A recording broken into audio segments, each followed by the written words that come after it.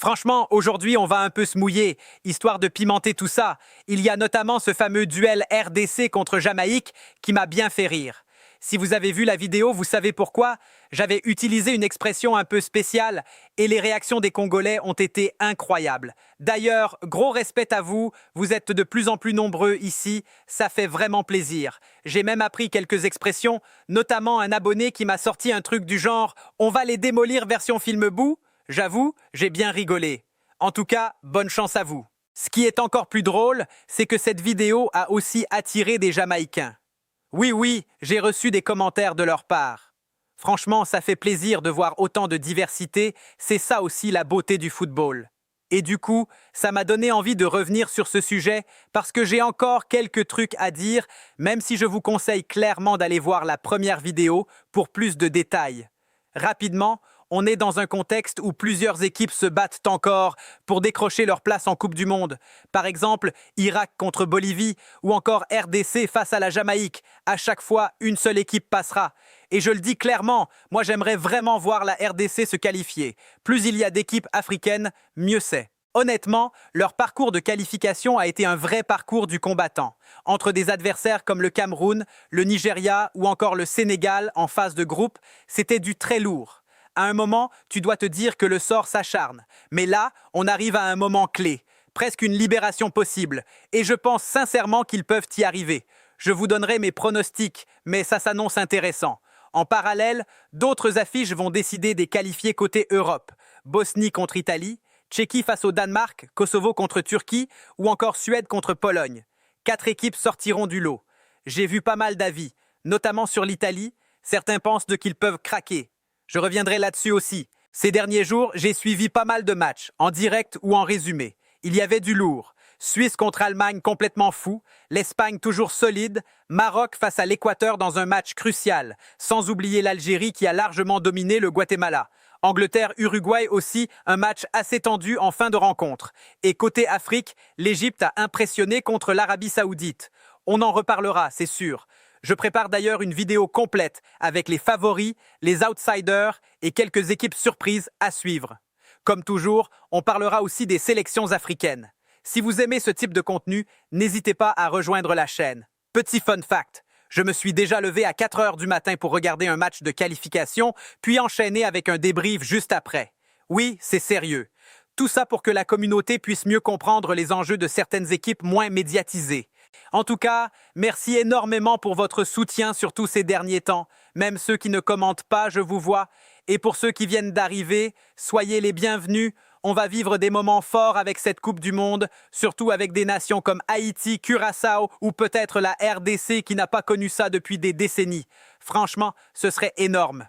Pour revenir rapidement au match RDC-Jamaïque, pas de panique pour les supporters congolais. À mon avis, il y a une vraie différence de niveau. La Jamaïque reste une équipe correcte, avec des joueurs pros, certains évoluent en MLS ou en Championship, donc on ne peut pas les prendre à la légère. Mais globalement, la RDC me semble au-dessus. J'ai regardé plusieurs matchs des deux équipes pour me faire un avis. Et même si la Jamaïque a des qualités, notamment offensives, elle a aussi montré des limites face à des équipes moins fortes. Quand tu vois qu'ils ont été accrochés par des sélections composées en grande partie de joueurs amateurs, ça en dit long. Donc oui, respect à la Jamaïque, mais si la RDC joue à son niveau, ça devrait passer. Maintenant, le football reste imprévisible. Mais honnêtement, je suis confiant. On va suivre tout ça ensemble. Quand tu regardes un peu le parcours de cette équipe, notamment leur confrontation contre des nations comme l'Algérie ou le Sénégal, il y a un truc qui saute aux yeux. À un moment donné, ça ne trompe pas. L'effectif congolais, c'est du 100% professionnel. Pas de débat là-dessus. Et au-delà de ça, la RDC a une vraie identité dans le football africain. Ce n'est peut-être pas forcément un favori pour gagner une Coupe du Monde, mais franchement, imaginez cette équipe faire un beau parcours, ce n'est pas du tout irréaliste. Pourquoi ?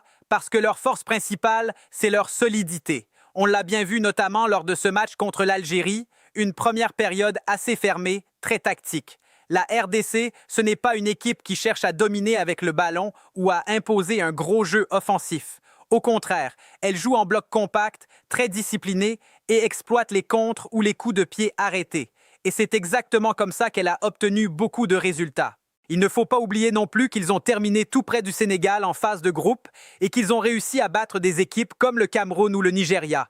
D'ailleurs, face au Nigeria, pour ceux qui ont vu le match, la RDC a clairement montré une supériorité tactique. Ils ont su poser des problèmes dans plusieurs secteurs du jeu et, honnêtement, ils auraient très bien pu l'emporter. Du coup, même si la Jamaïque reste une sélection sérieuse avec des joueurs pros, elle n'a pas le même vécu face à des équipes du très haut niveau africain. Et il faut le dire, les meilleures nations africaines, même si elles ne sont pas au niveau des toutes premières européennes, restent extrêmement compétitives à l'échelle mondiale. Des équipes comme le Sénégal ou le Maroc peuvent rivaliser avec beaucoup de grandes sélections. Si vous revoyez certains passages de match, notamment contre le Sénégal, vous serez surpris par l'intensité des Congolais. Transition rapide, vitesse, puissance, c'est impressionnant.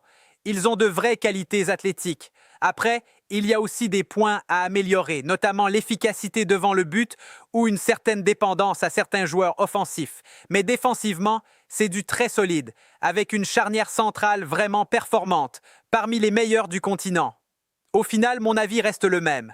La RDC est largement au-dessus de la Jamaïque. Sans forcément parler de score fleuve, on peut très bien imaginer un match maîtrisé avec une victoire tranquille, du style 2-0, sans que l'adversaire soit réellement dangereux. La clé, ce sera surtout le mental. Si les joueurs restent concentrés et sérieux, ça devrait passer sans trop de soucis.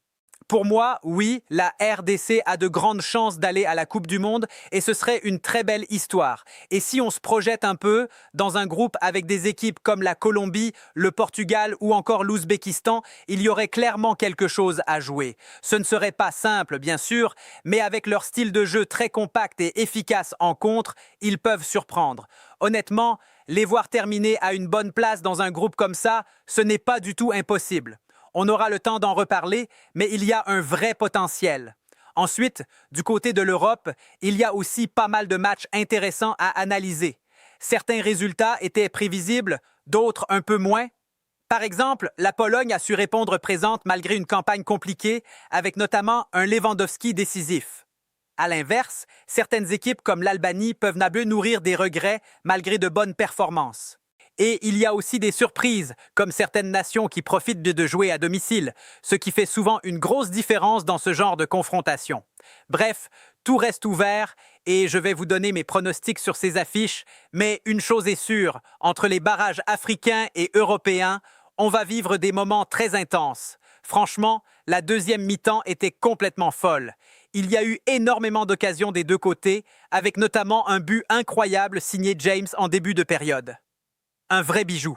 Ça a clairement eu un impact sur le mental derrière, surtout pour l'équipe qui l'a encaissé. Mais honnêtement, même avec ça, je trouve que la Bosnie reste globalement supérieure. Et je vais être transparent. Même si j'aimerais voir l'Italie à la Coupe du Monde, mon ressenti me pousse ailleurs. Oui, sur le papier, l'Italie a des joueurs plus prestigieux. Entre ceux qui évoluent dans de grands clubs européens, avec des noms comme Donnarumma, Barella, Tonali ou encore Di Marco, il y a de la qualité, c'est évident. Mais une équipe, ce n'est pas qu'une somme d'individualités. Et le vrai problème, il est là. Collectivement, l'Italie donne l'impression d'être perdue. Il y a un manque de repères et surtout une énorme pression mentale. Quand tu regardes leur première période contre l'Irlande du Nord, c'était vraiment inquiétant. On sent une équipe crispée, qui doute. Par contre, en seconde période, ils se sont un peu libérés, avec un jeu plus direct, plus vertical. Et ça, c'est clairement leur identité. Une équipe qui n'a pas forcément besoin de monopoliser le ballon, mais qui peut faire mal rapidement. D'ailleurs, certains joueurs offensifs répondent présents, et leur milieu reste solide sur le papier. Mais voilà, malgré ces qualités, j'ai l'impression que le contexte joue énormément. Entre la pression, le fait de jouer à l'extérieur et le manque de confiance, ça peut peser lourd. À l'inverse, la Bosnie pourrait profiter de l'ambiance à domicile et jouer libérée. Du coup, même si ce n'est pas forcément mon envie, je vois bien la Bosnie s'imposer, peut-être sur un score serré, genre 2-1. Et honnêtement, ce duel, c'est du 50-50. Il y a vraiment deux camps, ceux qui croient à l'Italie et ceux qui voient de la surprise. Ensuite, si on passe aux autres affiches, il y a aussi pas mal de choses intéressantes. Par exemple, le Danemark reste une équipe très solide collectivement, avec beaucoup de qualité technique et une vraie cohérence dans le jeu. Même s'ils ont eu des résultats irréguliers récemment, ils restent au-dessus dans l'ensemble. Je les vois passer même si ça pourrait se jouer dans un match serré, voire au tir au but. Le match entre le Kosovo et la Turquie, lui, est beaucoup plus incertain.